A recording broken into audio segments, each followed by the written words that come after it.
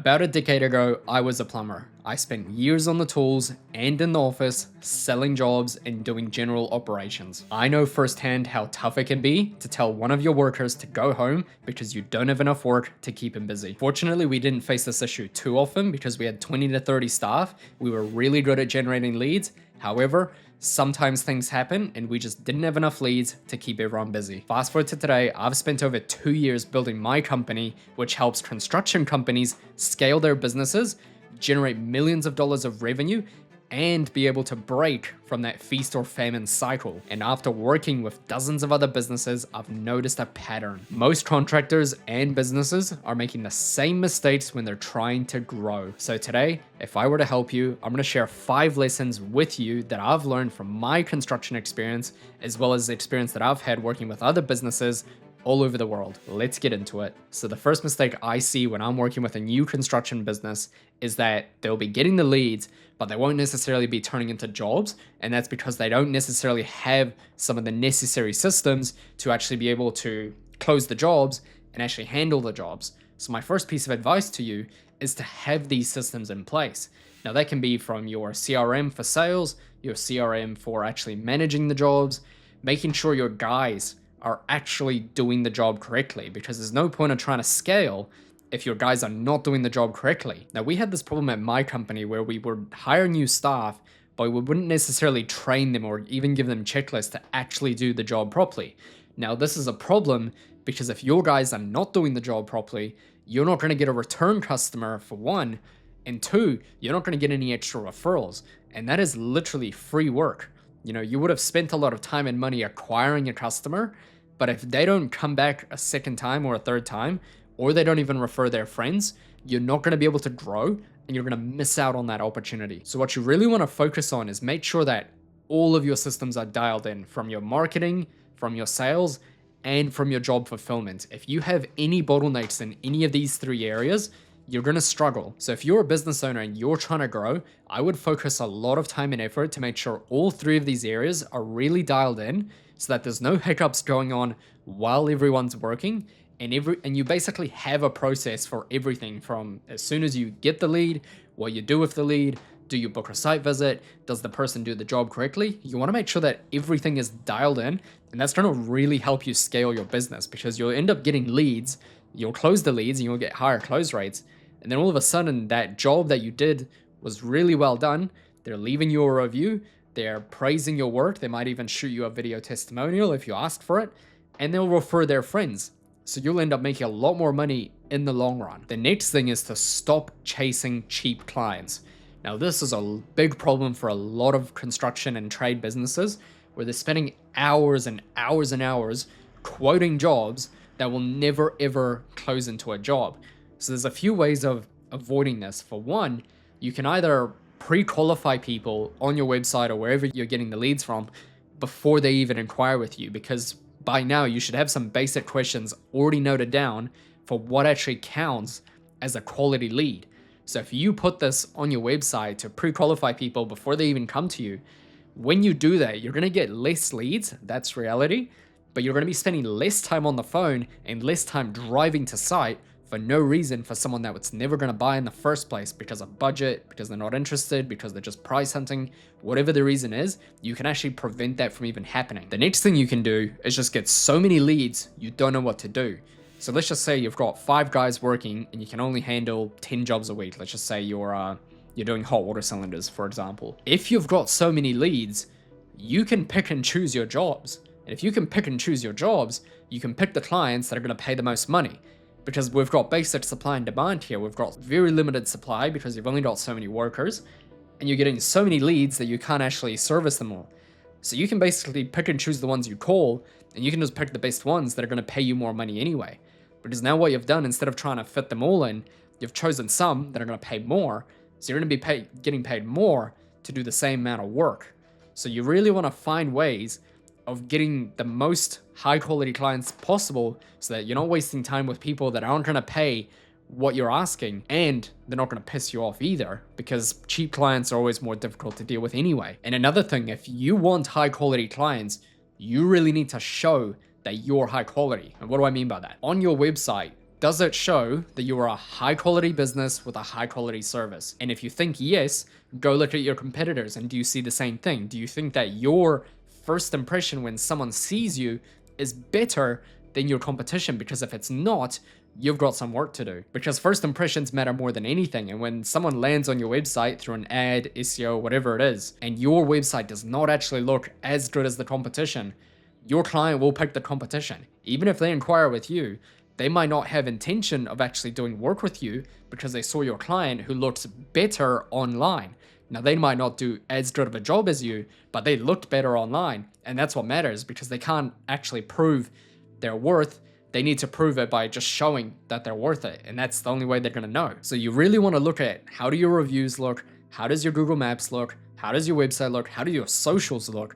Because if all of those look great, you are going to get more clients, and you're going to get higher quality clients as well, and they're going to pay you more. Whereas if you don't do any of these, you're going to get cheaper clients that want cheaper jobs, and they're just going to annoy you. They're not going to pay the invoice, and it's just not worth your time. So you need to do a lot here to get those better quality clients so you can charge them more and you can make more money. The next thing is you want to actually master your mindset. You want to be doing the highest leverage things for your business. What I want you to do here is just go on to an Excel spreadsheet, write down all the tasks that you have to do in the business, and then work out how much it's worth per hour. And then you want to figure out if it's worth outsourcing, if it's worth automating, or if it's worth doing it yourself. So you probably don't want to outsource sales straight away, because that's actually going to bring in the income. So you probably want to focus on that yourself until you work out invoicing, until you work out admin, and until you work out the guys. And essentially what you want to be doing is focusing your mindset on the things that bring you the most scale over time. So you really want to find ways of growing without taking too much risk, because what you can do is you can hire up a whole bunch of staff, but if you're not getting the leads in for your business, that's not going to go very well at all. So the very first thing you need to figure out is, how are you going to get more leads for your business so that you can close them into more sales? Because I can tell you one thing, if you find a way to get lots of leads for your business, you are much better off having too many leads than not enough. And the most important thing is you need to actually think like a business owner instead of a tradesman, because as a tradesman, you're usually working by yourself. You're taking care of invoicing, you're taking care of the job, you're basically taking care of everything yourself. Now, when you need to think like a business owner, you need to think of other people, and you need to train them to make sure that they have the same mindset as you for growth, because if they don't, you're not going to go very far, and your employees are not going to care as much as you do. So one piece of advice I can give you is to make sure that their motivations are aligned with yours, because if they're not, and they're just there to do a job, that's going to reflect on their work, and it's going to reflect on you and your brand. The next thing is, don't be afraid to scale. Now, the first part of actually scaling is to get a new business. And to get a new business, you need to get marketing in place, and marketing costs money. Whether you do it yourself, that'll cost you time and probably experience that you most likely don't have, or it'll cost you money to get someone else to do it for you. Now, the problem is, sometimes marketing, if it's done correctly, costs money. And if it's done really well, it costs a lot of money. But the thing is, most businesses I talk to can't see that if they spend this money, what return potential is there on the other side? And a lot of people don't think it's worth it at all, when in reality it actually is, if they know what they're doing. So if you had a marketing budget of $10,000 between the agency and the ad spend, you could very easily get $50,000 to $100,000 minimum in return, depending on what you're selling. So you need to be very risk adverse and realize that yes, this is going to cost me a lot of money up front, but what is the potential revenue on the other side of this? And I've spoken to a lot of businesses that just can't see this opportunity, and they're more than willing to stay where they are, and they're not actually keen to grow at all because they're not willing to take the risk associated with that. So you really need to have these systems in place to be able to scale correctly. Otherwise, things are going to keep going wrong, and it's not going to work out too well for you, and you're going to have more problems than what you started with. The next thing, and this is by far the highest ROI thing you can do, is you want to leverage social proof. So when you're doing a job for a customer, you want to try your best to get a 5-star review out of them on Google, and you want to make sure they have ways of remembering you so that next time they have an issue, one, they're going to call you and actually tell their friends. So when you're doing a job, I encourage you to have those little tags for the Google reviews that they can easily tap on their phone.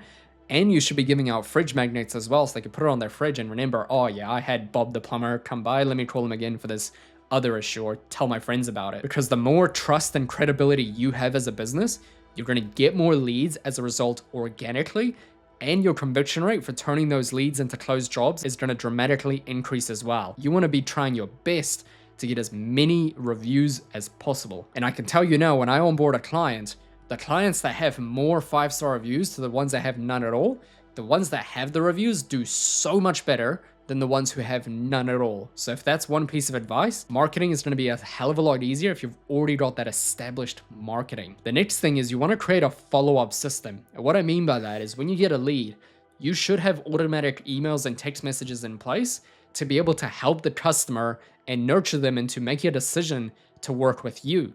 And you can do this simply by acknowledging that you got their inquiry and letting them know who you are again, because people will forget, and then showing them reasons why they should choose you over someone else. Now, if you're doing high ticket services like landscaping, building, bathroom renovations, you really want to be doing this more than if you're low ticket, because they're going to be spending a lot of money with you.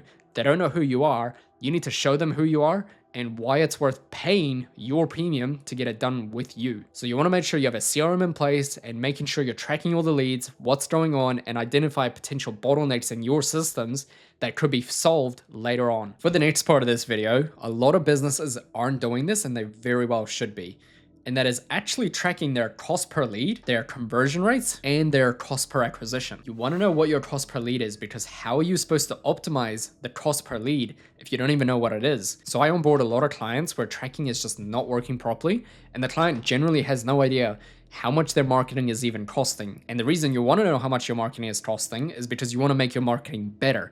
You want to get more leads for a better price that are higher quality. And you're not going to be able to do that if you don't know these numbers. So you really want to make sure across all your marketing platforms that they're all done correctly so that you can track it and make proper optimizations. The next thing is conversions. Now with conversions, what it means is out of how many people visit your site, how many of them turn into a lead?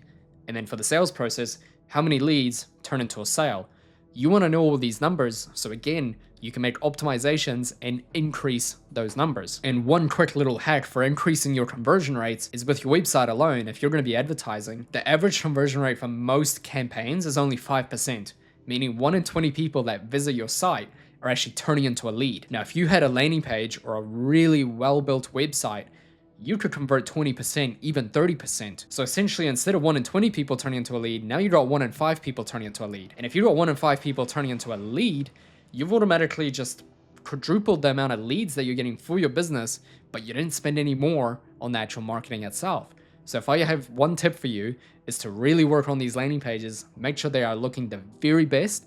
And if you do that, you will get more leads for the same price. The next thing is cost per acquisition, and this is something you really need to know in the back of your head. How much does it cost for you to actually acquire a customer? And what I mean by this is, let's just say you get 10 leads and they all cost $10. So now we got 10 leads that cost us $100. We only closed one sale. So that means our cost per lead is $10, but our cost per acquisition to acquire a customer is actually $100. Now, what am I going to do with this data? What you're going to do is either find a way to get more leads for a cheaper cost, or increase your conversion rate so that instead of 1 in 10 leads turning into a job, you got 1 in 3 leads turning into a job. So all of a sudden your cost per acquisition is going down. And the reason you want your cost per acquisition to go down is because that's your cost to actually get a customer. That's not someone you want to be higher, that's someone you want to be lower. So you want to be finding ways to either increase your sales process or increase the amount of quality leads that are actually coming into your business. The next thing you want to invest in is retargeting ads. And what retargeting means is we're showing ads specifically to people that have visited our website, our social profiles, whatever it is.